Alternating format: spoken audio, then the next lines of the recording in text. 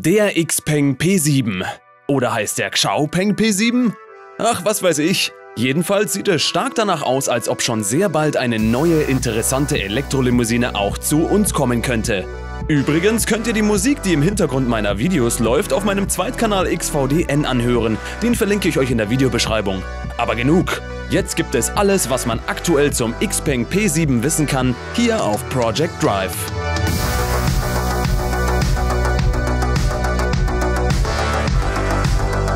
Der Xpeng P7 ist eine vollelektrische Mittelklasse-Limousine von Xpeng Motors, einem Unternehmen, das seit seiner Gründung im Jahr 2014 schnell gewachsen ist und jetzt einen Wert von 37 Milliarden US-Dollar hat. Der Xpeng P7 ist das zweite Modell der Marke. Er wurde 2020 veröffentlicht, 2021 folgte eine kleine Auffrischung und jetzt gibt es noch ein Update. Optisch sieht der P7 auf den ersten Blick sehr hochwertig aus. Die Ähnlichkeiten zwischen Tesla Model S und Model 3 sind deutlich sichtbar. Das Auto fährt standardmäßig auf 19 Zoll Rädern und verfügt über ein Glasdach in voller Länge. Die tief angesetzte Front formt eine markante Form, der bogenförmig verlaufende Lichtbalken wirkt futuristisch. Die schlanke Front reduziert den Luftwiderstandsbeiwert auf 0,236. Das Design des P7 hat diese zeitlose Anmutung und wird sich wahrscheinlich auch in Zukunft nicht veraltet anfühlen. Die Seite der Karosserie des P7 ist relativ glatt. Sie verwendet keine traditionellen scharfkantigen Karosserielinien und verleiht dem Fahrzeug ein nahtloses Aussehen, von vorne bis hinten. P7 ist ein Fließheck und das Heck hat die gleiche Ästhetik wie die Front. Ein Lichtbalken in voller Länge, der sich über den Kofferraum erstreckt und sich an den Seiten leicht überlappt. Der Rest der Rückseite ist ziemlich einfach gehalten. Zwei weitere separate Rücklichter auf beiden Seiten, das Xpeng-Logo, das sich unter der Lichtleiste versteckt und eine P7-Modellbezeichnung unten rechts auf dem Kofferraum. Das Innere des Xpeng P7 ist sehr sauber und modern, behält aber einige traditionelle Bereiche bei. Das Armaturenbrett ist sehr minimalistisch, die Lüftungsschlitze sind darunter versteckt und nicht sichtbar. Alle berührbaren Bereiche sind aus hochwertigen Materialien, überwiegend weichem Kunstleder mit stellenweisem Chromeinsatz. In Bereichen, die selten berührt werden, werden jedoch harte Kunststoffe verwendet, was angesichts des Preises des Autos nicht verwunderlich ist. Die Verarbeitungsqualität soll auf Augenhöhe namhafter Hersteller sein und vielleicht sogar etwas besser, als man zu diesem Preis erwartet. Das Cockpit ist mit einem 10,25 Zoll LCD-Instrumentenpanel hinter dem Lenkrad und einem integrierten zentralen 15 Zoll Infotainment-Bildschirm ausgestattet. Beide Bildschirme sind unter einem einzigen Stück Glas miteinander verschmolzen. Das Auto kann mit 18 Dynaudio-Lautsprechern mit Unterstützung für 7.1.2 Kanal-Audio ausgestattet werden. Der P7 verwendet das Xmart OS-System mit fast allen Funktionen des Autos, die über Sprache mit dem virtuellen Assistenten von Xpeng gesteuert werden. Dies soll eines der besten Systeme in Bezug auf Reaktionsgeschwindigkeit, Erkennungsrate und Anzahl der gesteuerten Funktionen sein. Smart OS unterstützt außerdem Downloads von Mainstream-Anwendungen für Musik, Karaoke, Gaming, Video und auch E-Commerce. Die Sitze sollen alle recht bequem und das verwendete Leder recht weich sein und somit ein gutes Gefühl von Qualität vermitteln. Allerdings sind sowohl die Vorder- als auch die Rücksitze ziemlich flach und daher ist die Beinstütze nicht so gut.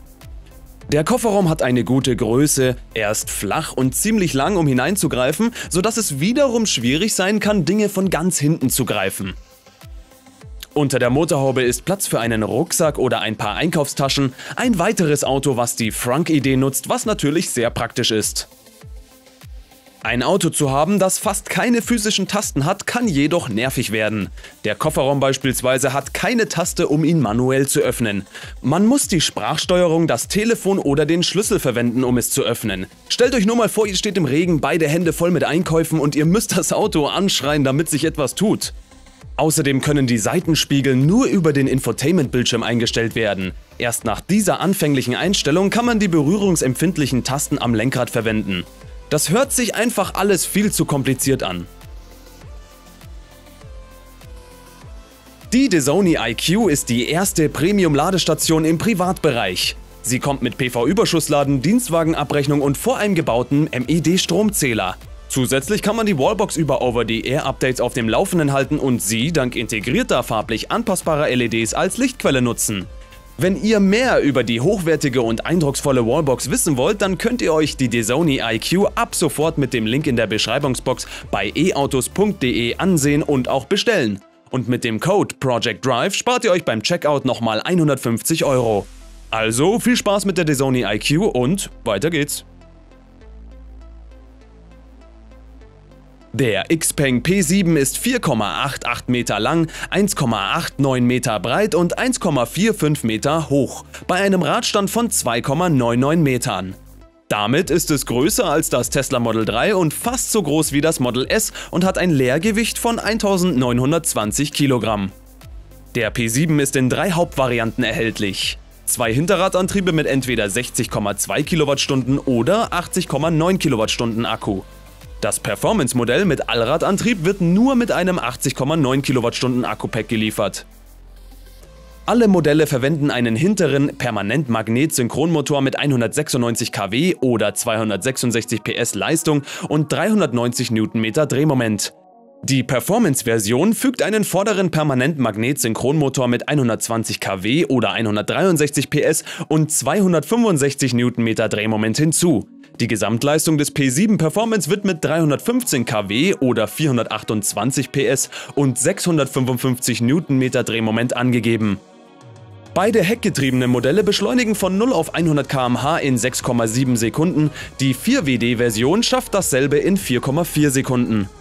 Die angegebenen Reichweiten sind 470 Kilometer für das Performance-Modell und 530 Kilometer für den Hinterradantrieb mit 80,9 Kilowattstunden Batterie gemäß WLTP. Die Reichweite des P7 mit 60,2 Kilowattstunden Akku beträgt 480 Kilometer, aber nach NEFZ. Der P7 ist jetzt mit 175 kW Ladeleistung kompatibel und kann in weniger als 30 Minuten von 10 auf 80% geladen werden. Einige weitere neue Features sind sanft schließende Türen, ein Wärmepumpensystem, ein beheizbares Lenkrad und eine automatische Heckklappe. Bei umgeklappter Rückbank liegt das Kofferraumvolumen übrigens bei 440 Litern. Das Auto ist außerdem mit dem X-Pilot von XPeng ausgestattet, der über 29 Sensoren verfügt, darunter Ultraschallsensoren, Millimeter-Wellenradare, Kameras mit hoher Wahrnehmung und Rundumsicht. Die Preise für den XPeng P7 starten bei ca. 30.000 € in China. Dabei würden bei einem Export nach Deutschland ziemlich wahrscheinlich zwischen 15.000 und 20.000 € draufgerechnet werden und somit könnten wir bei einem Preis bei 45.000 bis 50.000 € bei uns landen. Wie findet ihr den XPeng P7? Könnte der das Model 3 oder gar das Model S in den Schatten stellen? Und was denkt ihr, würde er bei uns kosten? Sagt mir das gerne in den Kommentaren. Wenn euch meine Videos gefallen, lasst ein Abo und einen Daumen nach oben da, vergesst auch nicht auf meinem Instagram- und TikTok-Account vorbeizuschauen. Die Links dazu sind in der Videobeschreibung. Vielen Dank fürs Zuschauen und wir sehen uns sowieso beim nächsten Mal. Ciao!